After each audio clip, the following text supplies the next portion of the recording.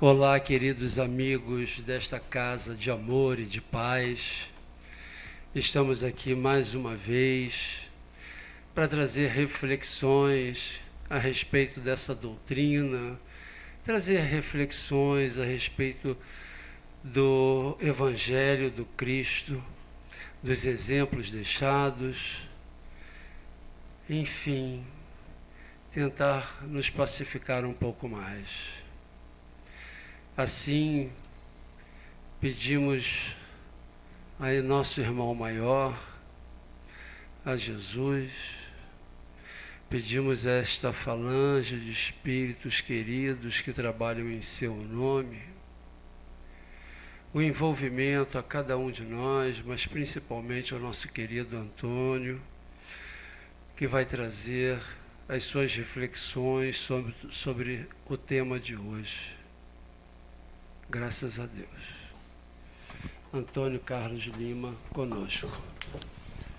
Queridos companheiros, que a paz do Mestre Jesus continue conosco.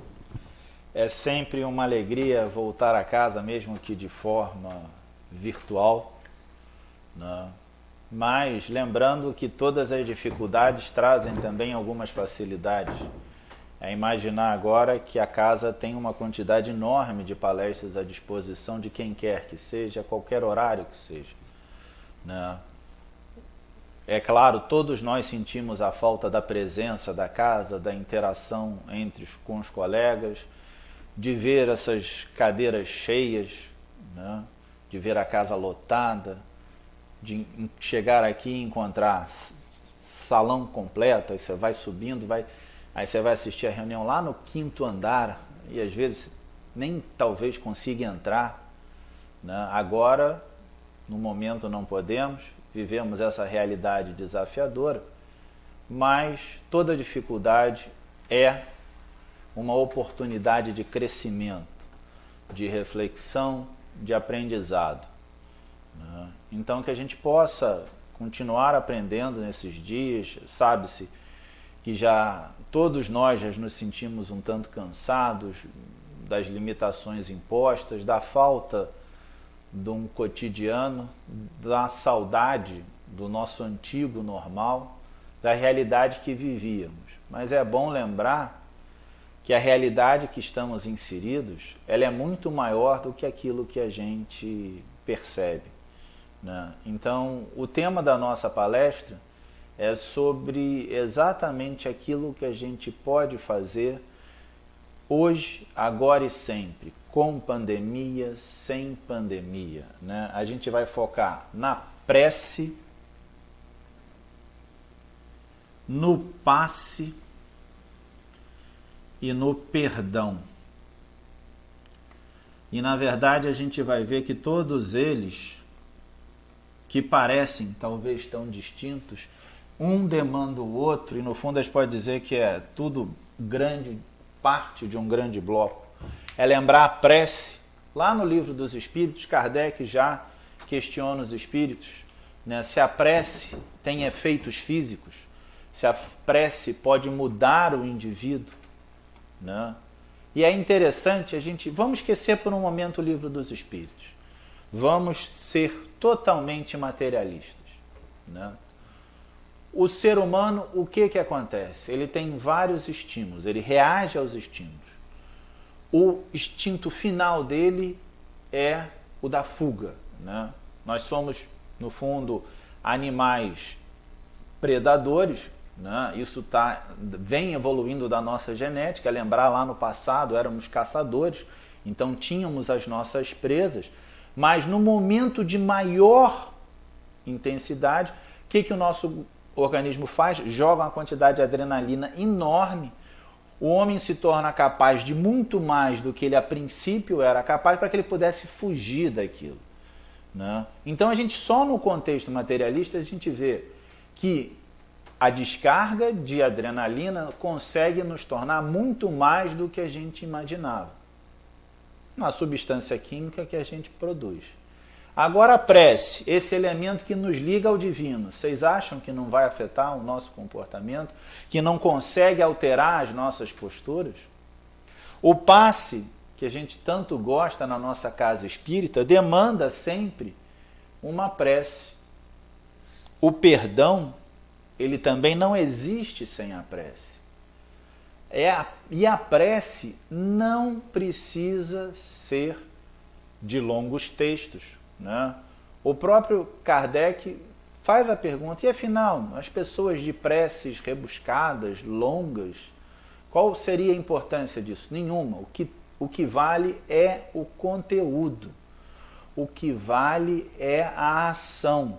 É o quanto o homem se dedica naquilo que ele roga. Ele pede ajuda ao Pai, mas ele tem que se esforçar para tanto. Um exemplo. Tem um conto hindu que havia uma vila e o sábio da vila morava numa caverna, né, o guru, segundo a tradição desses. E esse guru passava o dia meditando e aconselhava a todos na vila, né, era o responsável por trazer as informações, apaziguar as contendas que aconteciam, né? Era o mentor, digamos assim, intelectual / espiritual daquele grupo.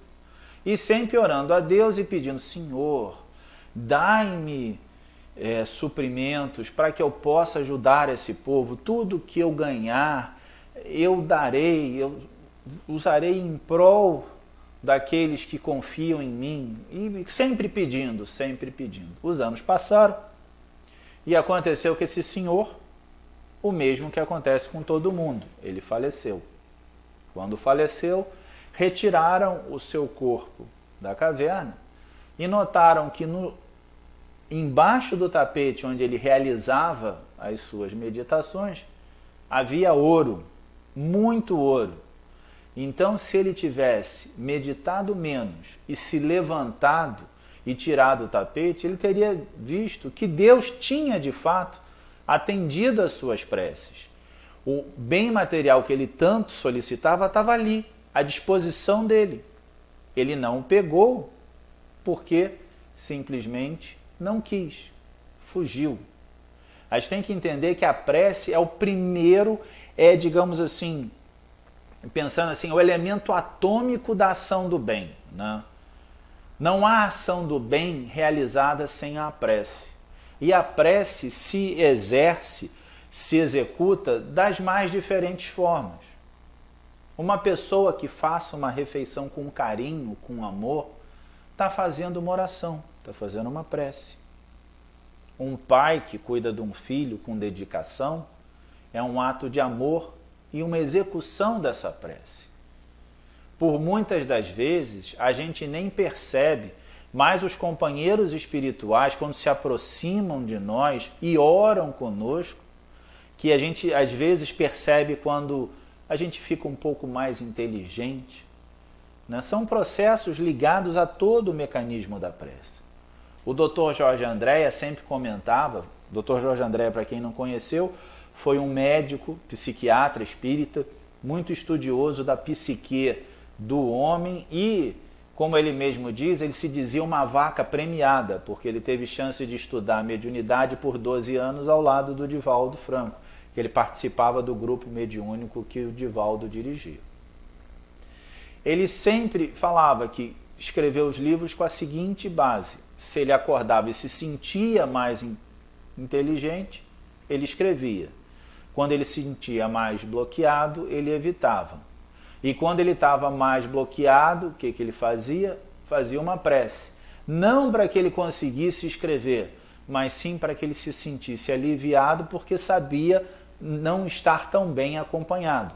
O fato é, somos espíritos bem confusos. Muitos de nós somos muito antigos, erramos muito, mas o interessante da doutrina espírita é que ela tira esse peso do erro. Errar não é o problema. O problema é o que você faz a partir do seu erro. Santo Agostinho, lá no Livro dos Espíritos, diz que a receita para a evolução é muito simples. É fazer como ele fazia. Ao final do dia, ele fazia suas orações e refletia. Repetia então aquilo que ele achava certo, corrigia aquilo que ele achava errado. Então a gente nota que a prece é algo que troca o nosso diapasão, é o elemento capaz, digamos, de acalmar a gente. E a gente pode fazer isso em qualquer lugar. Não tem receita, não tem forma, não tem rito. Você não precisa vir na casa espírita para fazer uma oração. Não. Você pode fazer uma oração aonde você estiver, como você estiver. A gente não vai ver, e não há na literatura espírita nenhum caso onde os companheiros espirituais, diante de uma prece honesta, sincera e dedicada, que tenha sido registrado uma influência de espíritos que digam, não, nós não vamos ajudá-lo. É muito pelo contrário. Eles ajudam nos momentos mais simples, desde que a prece seja aquele elemento dedicado. O nosso passe, que é um processo de transfusão de energia, que existe tanto de encarnado para encarnado, de encarnado para desencarnado e desencarnado, ou seja, encarnado para encarnado, encarnado para desencarnado e desencarnado para encarnado. É claro que cada um desses passos, como é uma transfusão de energia, vai estar modulado, vai estar definido por quem o processa. O passe também é algo que demanda movimento. A gente sabe que o passe demanda que a gente se movimente, senão há o processo de imposição de mãos. E o Mestre Jesus nos ensinou tanto um quanto o outro.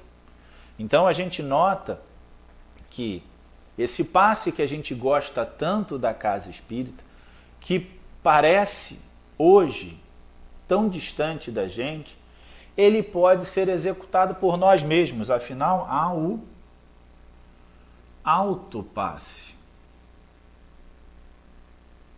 Nada nos impede de realizar o nosso autopasse no nosso momento de prece, pedindo energias do mais alto, fazendo que nós funcionemos como literalmente uma antena, captando essas energias que são capazes de nos pacificar o ser e até de trazer a harmonia que desejamos. O processo do autopasse não depende de ninguém a não ser nós mesmos. Então é um processo de renovação criado por nós e, é claro, tão bom quanto a qualidade que a gente conseguir imprimir a ele. A nossa capacidade de realizar o bem é maior do que a gente imagina. A gente foca muito naquilo que a gente errou, porque a nossa cultura é muito da corrigenda. Mas é lembrar que a doutrina espírita é um processo educativo, é um processo que defende, acima de tudo, a reforma íntima. Então, repara só, a gente tira o peso da punição, porque Deus não nos pune.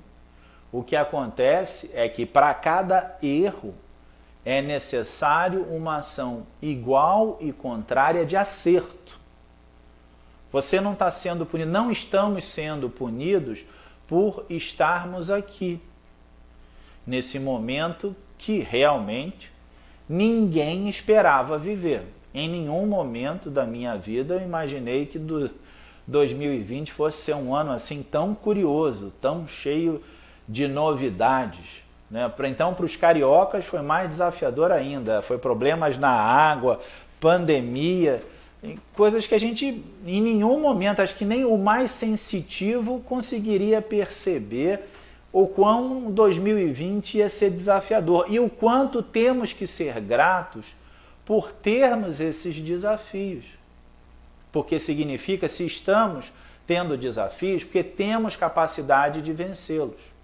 Ninguém é abandonado da criação. E tem até uma coisa curiosa, eu acho até que a gente tem que ficar alegre por não estar desencarnado. Vocês já imaginaram o volume de trabalho dos nossos companheiros da pátria espiritual? Em particular no nosso país, onde mais de 1000 pessoas morrem por dia, vocês imaginam esse fluxo enorme de pessoas desencarnadas, alguns sem entender que desencarnaram, outros revoltados por terem desencarnados, outros descrentes, porque não acreditam que estão mortos, porque afinal eles acham que morreu, acabou, e morreram e nada acabou. Vocês imaginem a quantidade de pessoas chegando na pátria espiritual com toda a sorte desse desalinho, desse desequilíbrio, e o trabalho dos companheiros de acolher essas pessoas, né? Temos que ser gratos ao saber, diante desse processo tão complicado que passa o mundo e o país, sabermos que temos oportunidade de termos comida na nossa mesa, que temos um abrigo, temos um teto a nos proteger, que somos capazes de realizar o distanciamento social. Temos muito a sermos gratos. E a prece é o elemento nosso de agradecimento. A gente tem uma tendência a ficar imaginando só que as coisas ruins, um foco muito na coisa ruim. A gente tem que lembrar que a vida é feita de desafios, mas desafios que as pessoas, nós mesmos, estamos aptos a cumprir, que nos comprometemos durante o nosso processo reencarnatório. Um exemplo interessante, um pouco antes do Chico Xavier, que foi, digamos, o maior médium do século XX, né, e uma pessoa fundamental para o movimento espírita brasileiro, publicando acho que 400 e tantos livros, né? Uma pessoa que vivia com o seu salário de aposentado, que era acho que 1 ou 2 mínimos, sendo que eu lembro que na época o que ele recebia de direito autoral pelos livros, quando desencarnou, era mais de 8 mil reais. Ele doava aquilo tudo, porque ele dizia que não era um trabalho dele, foi um trabalho por ele. Então, essa colega que visitou o Chico contava esse caso de uma forma assim, muito engraçado. E isso acontece um pouco, né? O médium já cumprindo o seu trabalho, acho que no final da vida ele relaxa um pouco. Então, Chico foi visitado por uma pessoa, e essa pessoa, Chico, eu queria tanto ser como você. Aí o Chico sorriu e disse, não queria. Porque o pessoal lembra só do Chico, do encontro com Emmanuel, do encontro com André Luiz, né, com os espíritos de luz, mas esquece do Chico que tinha que dormir 2 horas, porque passava a noite psicografando, depois tinha que trabalhar o dia inteiro. Do Chico que não tinha a paz para usar uma peruca, né? A gente imagina, hoje até é muito engraçado, né? Porque você para pensar, acho que ninguém se incomodaria de ver uma pessoa de peruca, tem pessoas de tudo quanto é cor. Minha filha tem uma mecha roxa no cabelo, né? Então, isso a gente não seria algo que nos afetaria. Mas ele não tinha paz de usar a peruca, porque o pessoal, Chico, que absurdo você usar a peruca. Né? É o Chico da angina, é o Chico do problema de visão, é o Chico dos obsessores marcando o passo dele constantemente, cobrando se ele ia ser capaz ou não de efetuar os seus trabalhos. E é um Chico que nunca desistiu de quê? De manter-se em prece. Eu acho que é um exemplo de uma pessoa que vivia no estado de prece, né? Porque ele tentava se manter o mais equilibrado possível. Então a gente nota que a prece é esse bálsamo, é essa ferramenta que Deus nos deu para auxílio. Ela não demanda nem linguagem. Imaginem o seguinte, lá nos tempos primordiais, onde a gente nem tinha desenvolvido as linguagens ainda, né, onde falávamos por gemidos e grumidos, o ser humano, ao trazer a ideia divina dentro de si, realizava as suas primeiras preces. A gente sabe hoje de pessoas com tremendas dificuldades intelectuais, tolhidas do processo de linguagem, ainda assim elas são capazes da prece.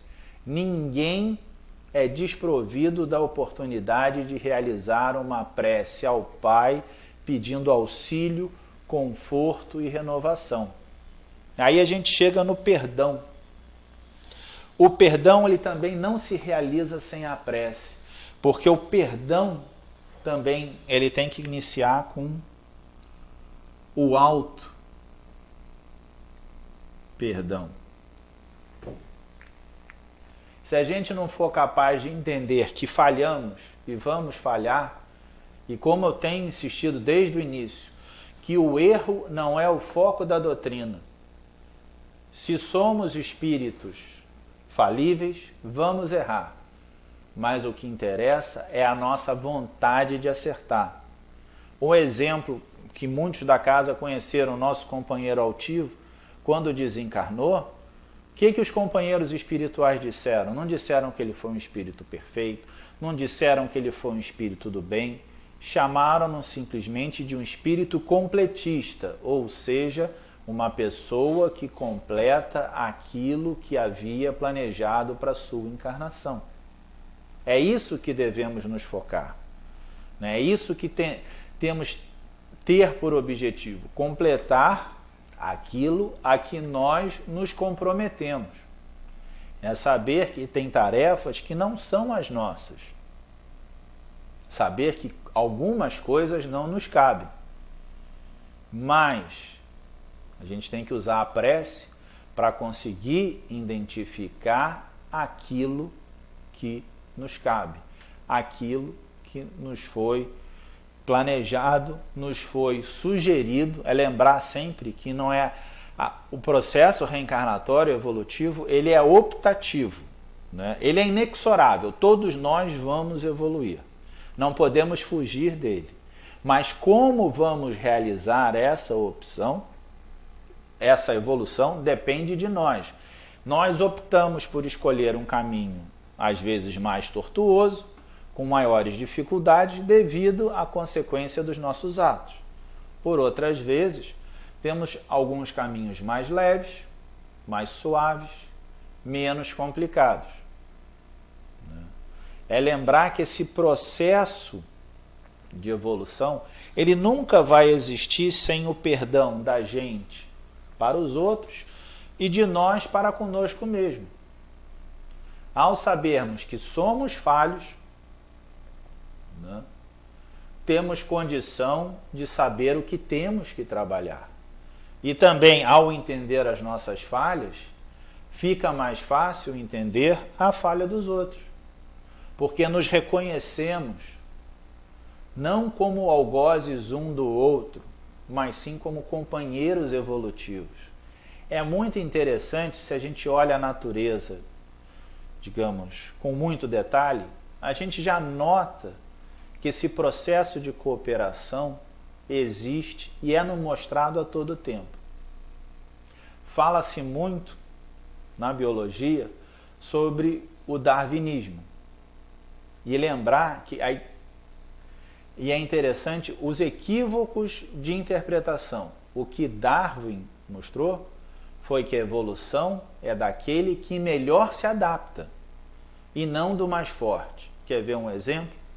Vamos viver num planeta, vamos supor um planeta ou uma determinada região, que houvesse 3 tigres e 50 coelhos. Todo mundo sabe que o coelho produz uma ninhada gigantesca, né? São 12 crias por ninhada, alguma coisa assim. Então, logo, esses coelhos seriam em muito maior quantidade do que esses nossos tigres.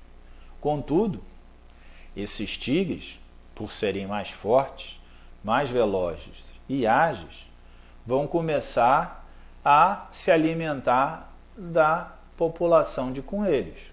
Num determinado momento, vão se tornar iguais, haverá tantos tigres quanto coelhos, mas logo começará a faltar coelhos para alimentar a população de tigres. O que acontecerá? O tigre mais forte vai começar a atacar o tigre mais fraco. Até que, por fim, o mais forte de todos, o que aconteceria? Morreria de fome, porque ele já havia consumido todos os tigres e coelhos. Então a gente nota que o processo evolutivo, ele é a base de um equilíbrio, é um processo cooperativo. E é interessante, a gente conversava até aqui, como a pandemia nos mostrou que de fato vivemos num mundo só. Para o planeta não existe brasileiro, argentino, alemão, chinês, é tudo uma coisa só. O ecossistema,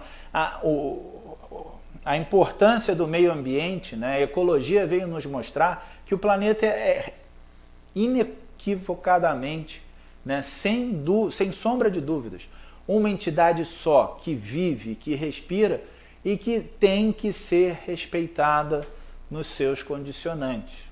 O planeta não está aqui para nos servir, está aqui para cooperar conosco, né? O planeta Terra é o palco que Deus criou para que nós, como atores incipientes, exerçamos as nossas atividades evolutivas. Só que a gente tem que cuidar da nossa casa, muito mais do que cuidar da nossa cidade, do nosso estado, do nosso país, é cuidar do nosso planeta. Nos reconhecermos como irmãos de fato, totalmente interligados, interdependentes. É lembrar que a dor do outro é também a minha dor. E que se eu não puder fazer nada, absolutamente nada por outrem, ainda assim eu tenho a capacidade de direcionar-lhe uma prece. Eu posso ajudar o outro por uma prece. Essa prece há de atingir aquele a quem ela é direcionada.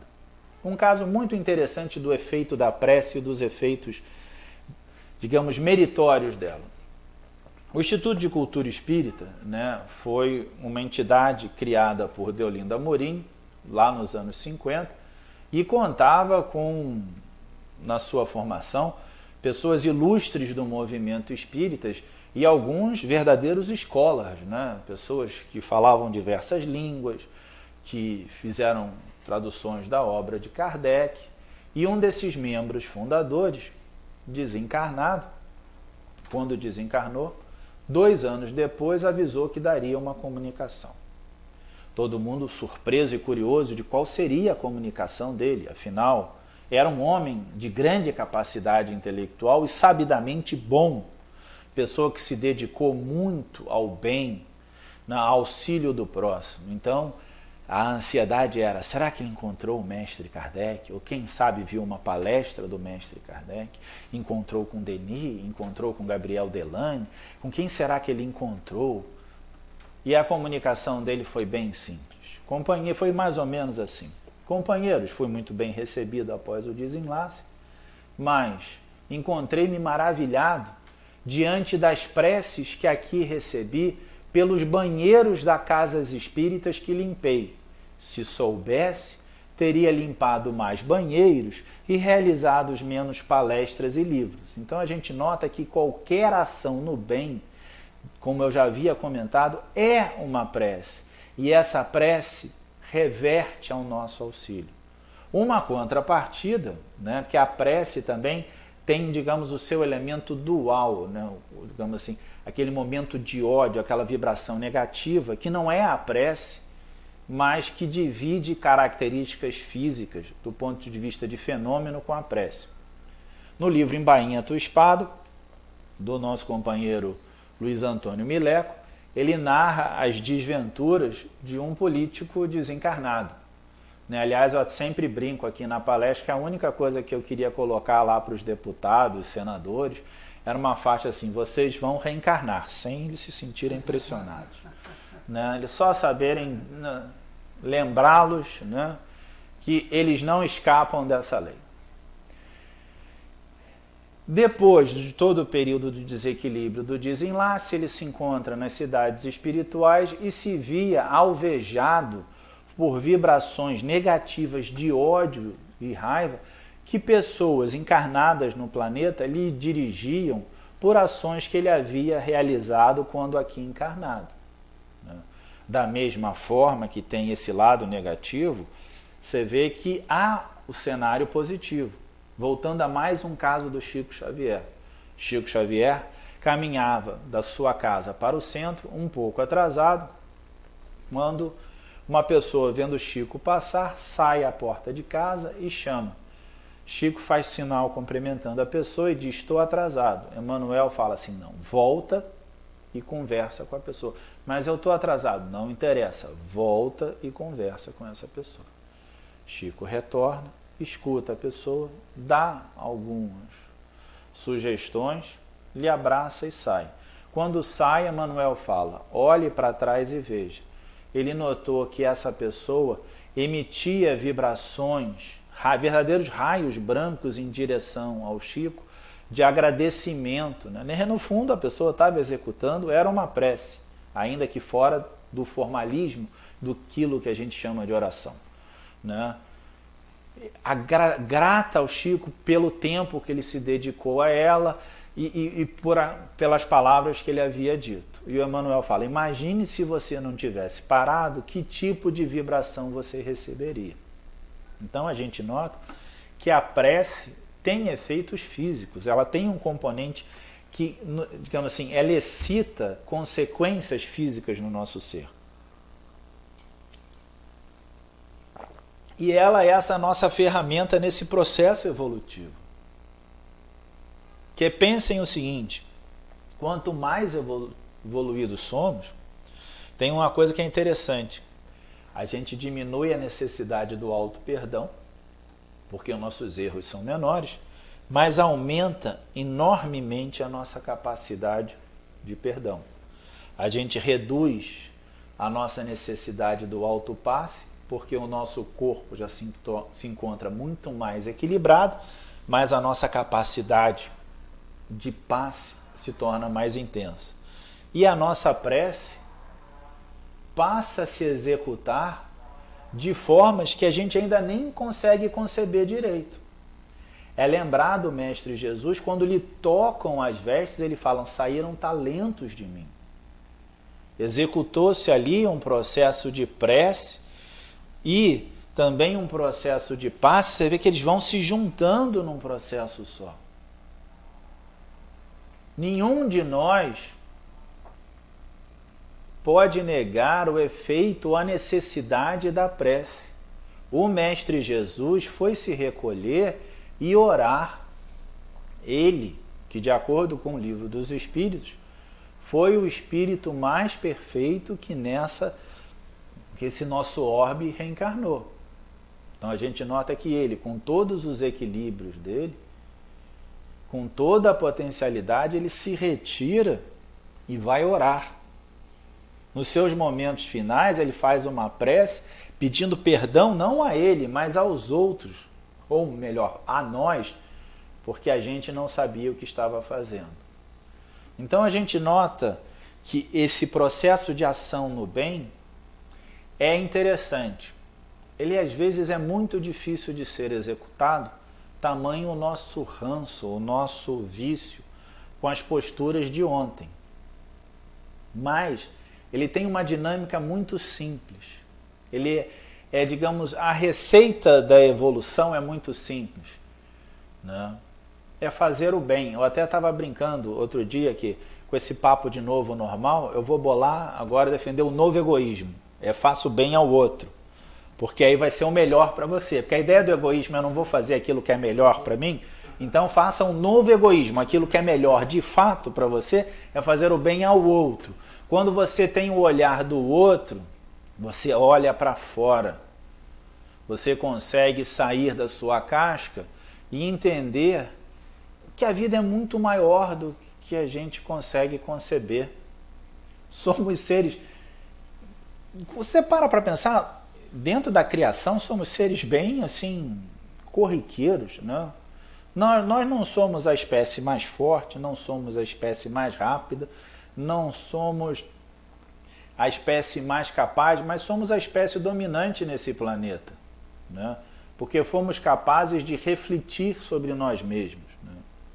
André Luiz se refere aos animais como seres, indivíduos ainda incapazes do processo reflexivo, o que ele chama de pensamento contínuo, né? Que é a capacidade de refletir sobre nós mesmos.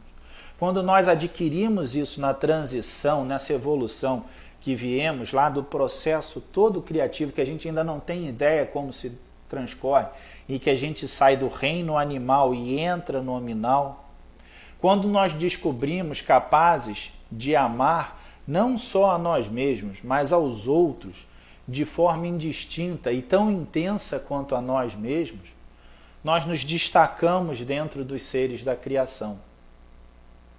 Nós aprendemos a executar o amor numa forma muito mais divina e sublime do que tínhamos até então. Descobrimos um amor que se espalha, descobrimos a capacidade da prece, que é um elemento do amor. Eu gosto de dizer que o amor é uma força, né, que a gente ainda não consegue entender direito. A gente conhece as forças materiais. As forças imateriais com consequências materiais, eu acredito que o amor esteja entre a mais intensa, a mais pura.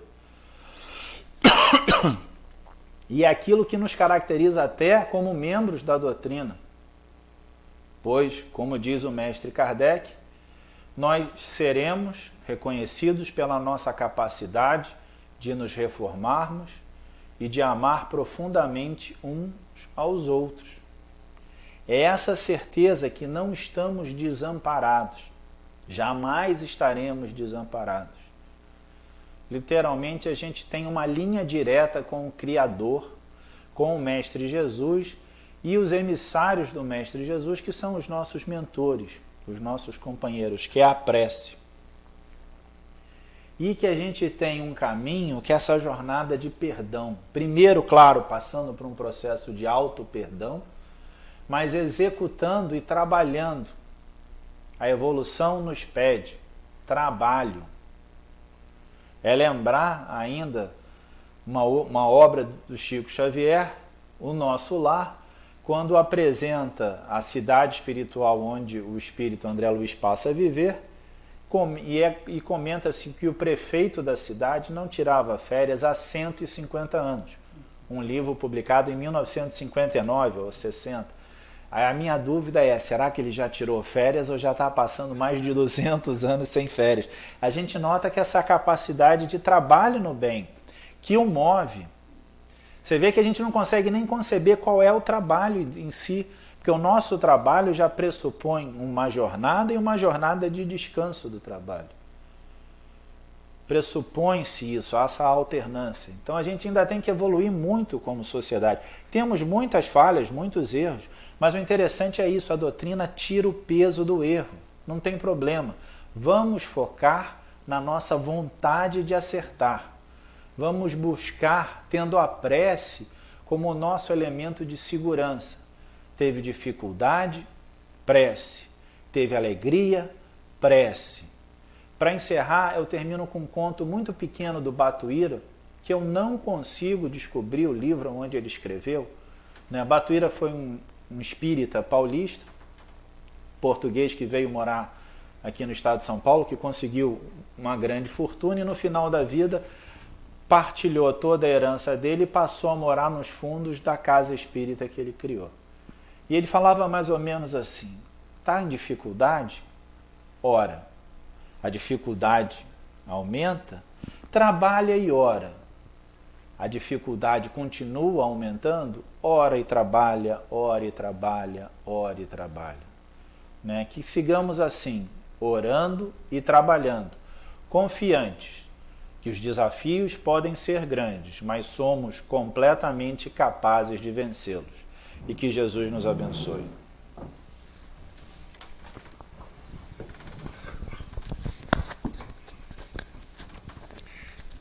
Que beleza, Antônio. Obrigado por suas reflexões. E agora, jamais tranquilos, depois de tudo que foi trazido aqui, jamais pacificados, vamos agradecer usando esta ferramenta que Antônio tão bem nos descreveu, a prece. Vamos agradecer a Jesus, nosso Mestre. Vamos agradecer a Maria de Nazaré. Vamos agradecer a Rita de Cássia. Vamos agradecer a essa falange de espíritos trabalhadores que nos sustentam e nos dirigem nesta casa. Vamos agradecer o dom da vida. Vamos dizer assim: ó Senhor, obrigado por estarmos aqui reunidos em Teu nome. Ó Senhor, obrigado por esta casa bendita de amor, onde tantos se reúnem de boa vontade, Senhor. Obrigado. Obrigado, Senhor, por esse sentimento de pertencimento que nos invade o coração, por fazermos parte desse grupo que dá passos em direção ao bem, esse grupo que tenta se melhorar a cada instante, esse grupo que está no esforço, Senhor. Ó Senhor, obrigado. Obrigado pelos Teus exemplos, pelo Teu Evangelho. Obrigado pela oportunidade de estarmos aqui encarnados nesta cidade, neste país, neste planeta, e podendo já fazer essas reflexões, podendo já buscar dentro de nós o nosso melhor. Ó Senhor, obrigado. É com esse coração grato, com esse sentimento de paz, que pedimos licença a esses espíritos tão queridos, tão amados. Pedimos licença a Maria de Nazaré, pedimos licença a Jesus, mas principalmente a Deus, nosso Pai, para que de nossa parte possamos dar por encerrado este momento de reflexão. Graças a Deus.